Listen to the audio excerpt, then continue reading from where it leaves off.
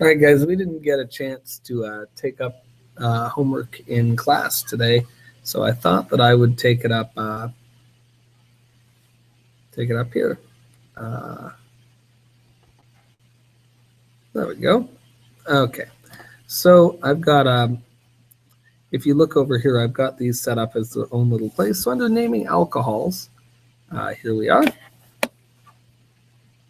So if we look, this is a 2-carbon chain, and that's got an alcohol coming off of it.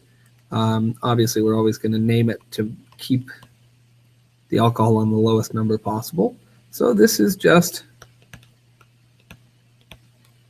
ethanol, and I don't need to say that it's on carbon 1 because ethanol is always on carbon 1. Now here, on the other hand, we have a 3-carbon chain with the alcohol coming off the middle. So here I have to say that it is propan 2-ol. Again, all tells us that's an alcohol. 2 tells me that the alcohol is coming off of the second carbon. It's like that. Okay, here we have a 3-carbon chain, any way we count it. And any way we count it, there is an alcohol on the second carbon, and there's a methyl group. So this would be 2-methyl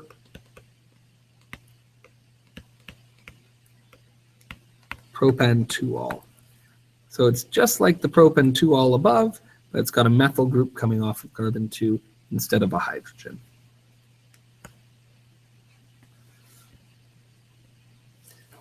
Here we have a 1, 2, 3 carbon chain again.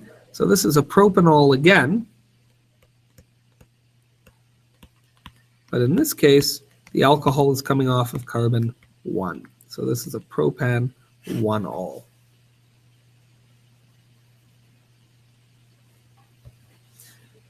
Two, three, four. Here we have a 4-carbon chain. That's butane. So this is butanol because it's got an alcohol, and the alcohol is coming off of carbon 2. So this is butan 2-ol.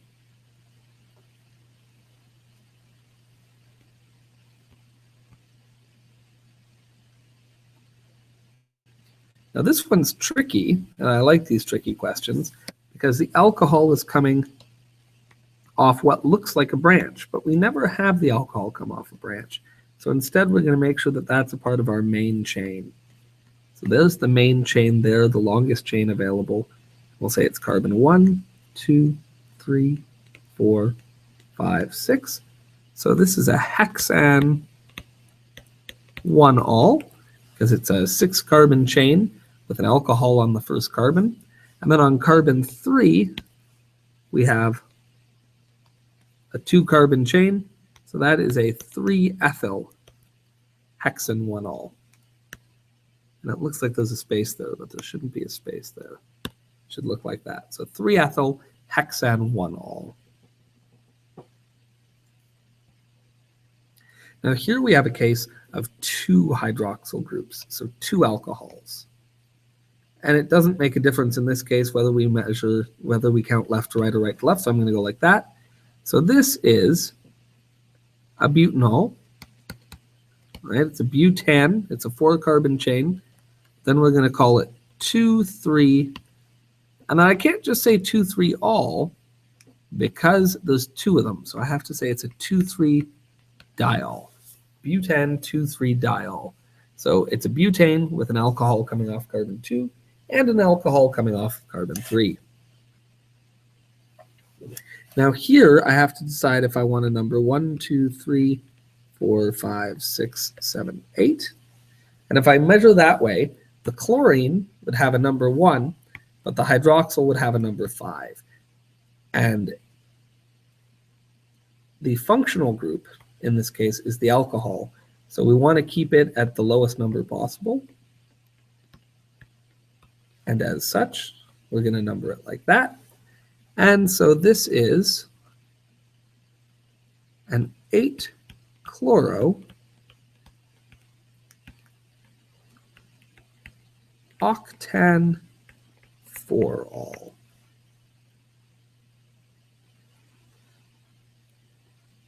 Eight chlorooctane 4-ol.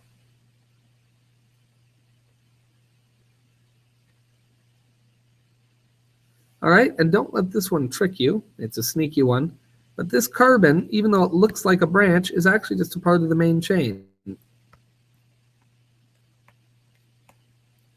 And so the main chain is 1, 2, 3, 4, 5, 6, 7. 7 carbons long. So this is a heptane. And if we look, that's carbon 1. This is carbon 2, 3, 4, 5, 6, 7. So it is a heptane 2-ol. Right? Again, here we need to number to keep the alcohol at the lowest number, even though that's going to lead to a higher number for the double bond. That's okay.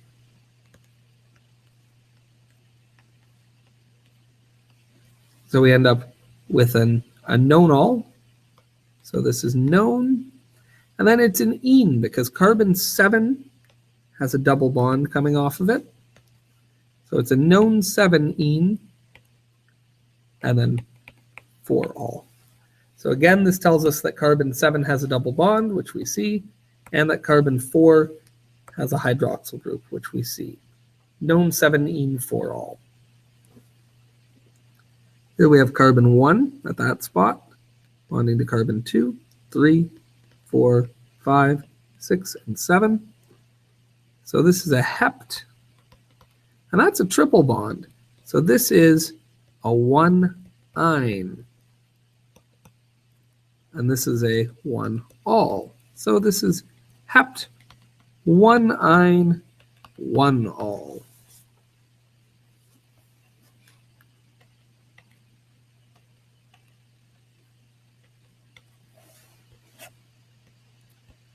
And last example here, we have the double bond in the middle. All right, carbon 1, 2, 3, 4. So this is a bute. Oh, except I've numbered these wrong because we want to keep that OH on the lowest number possible. So 1, 2, 3, 4.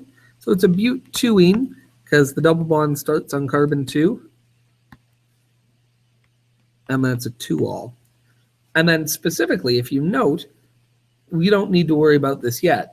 But if you look, the main chain starts above the double bond and ends up below the double bond. So that is actually the trans conformation. So it's actually trans bute 2-ene 2-ol. But the trans isn't something we're really worried about just yet.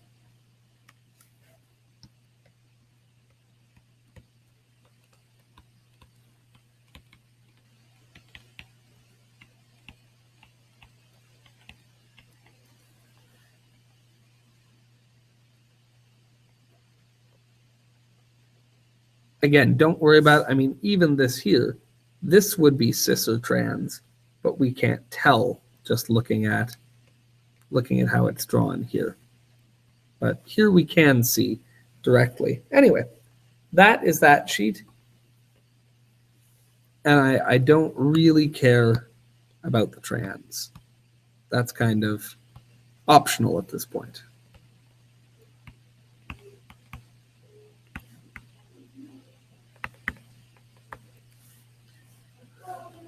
All right, and I also just want to go through the ketones and aldehydes practice, just to make sure we're on the same page there. So here we go. This is a 1, 2, 3 carbon chain. So carbon 1, carbon 2, carbon 3. So it is a propan, and then it's a double bond to an O. It's on the terminal carbon.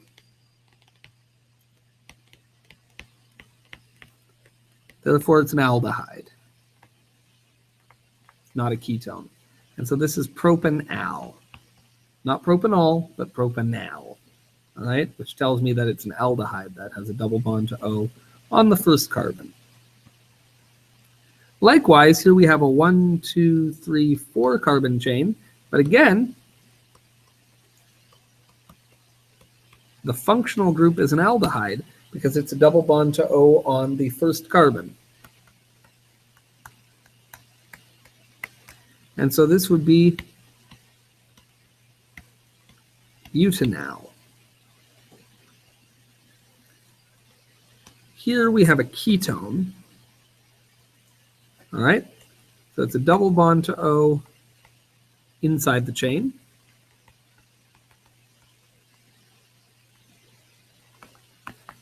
And so this is a 1, 2, 3, 4, 5 carbon chain. So this is a pentan 3-one. So it tells us that it's a pentane with a double bond to O on the third carbon. Pentan 3-one. Here we also have a ketone. So this is a 2-one. Then we also have a methyl group on carbon 3. So this would be 3-methyl. How long's the main chain? 1, 2, 3, 4. Butan 2-one. 3-methyl butan 2-one. Here we have 1, 2, 3, 4, 5, 6 carbons. And you'll sometimes see the CHO arrangement. I don't really like how they write that, but when you see CHO, it means C bound to an H and double bond to an O. It doesn't mean C with an OH like that. And so knowing that, this is a terminal carbon, which means that it's an aldehyde. Come on in. And since those 6 carbons, this would be hexane al, with the al telling us that it's an aldehyde. Okay, do first. Okay, how's practice going? Going good. I haven't done anything yet. No? What role are you? I'm Dieter, the German good-looking man that it's on Liz. There you go. I'm the role. Well, you gotta do what you gotta do. Yeah. Are we having a chemistry test soon on the The naming? Yeah. The test is still a ways away because we've got more naming to learn. A lot more naming to learn. We should be quizzing soon. I was going to quiz today, but I had to be with the 3Us. We'll quiz soonish. Okay, it's not too hard. It's just a lot to remember with the endings. It is. Make sure you're doing your homework. I'm putting the solutions for the last bunch of homework online right now. All right, I'll do this. Just yeah, make sure you're keeping up with it. It is there's a lot to remember. Yeah. I can borrow. A key to what? That was the coffee. He's here by the way. I don't know if that's the right shape size, but okay. I have no idea.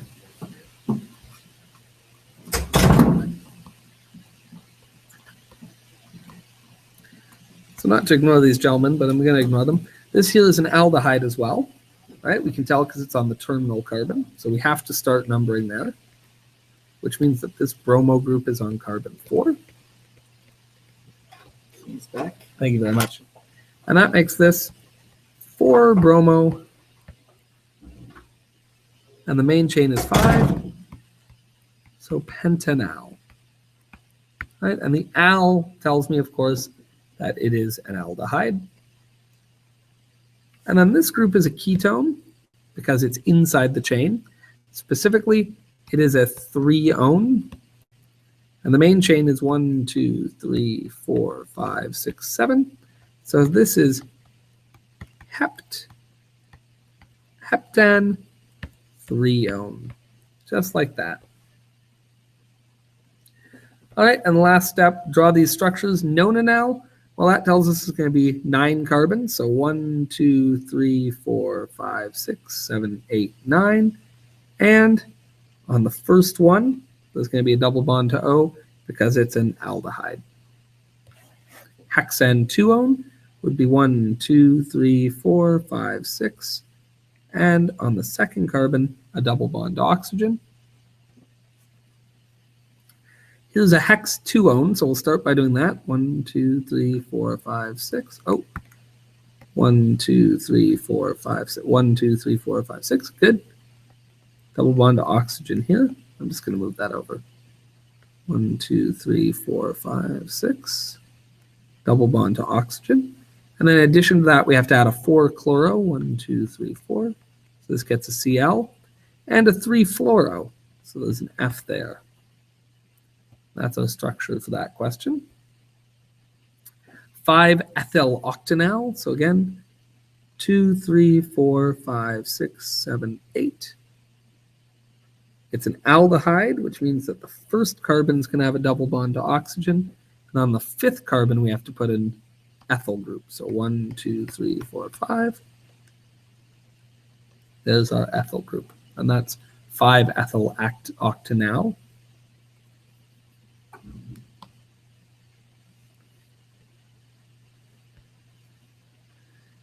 Cloral Propanol. So propanol is 3 carbons like that. It's an aldehyde, so there's a double bond to oxygen on the first one. And 2-chloro means that we put a chlorine on the 2nd carbon. There you go. And 2-hydroxypentane-threone. Remember that this is an alcohol, but that the alcohol isn't the main functional group of this because it also has a ketone. And the ketone is the main functional group. And so we would draw a pentane, 2, 3, 4, 5.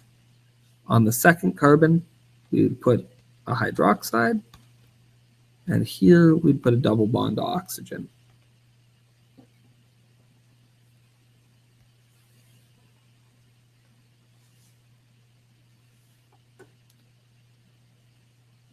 And that should be it. That should get you through this. So again, if you look, I've included those in these sections here where it says answers.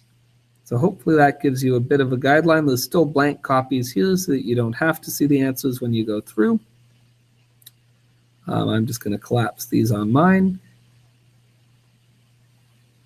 And yeah, hopefully that helps. Have a wonderful day.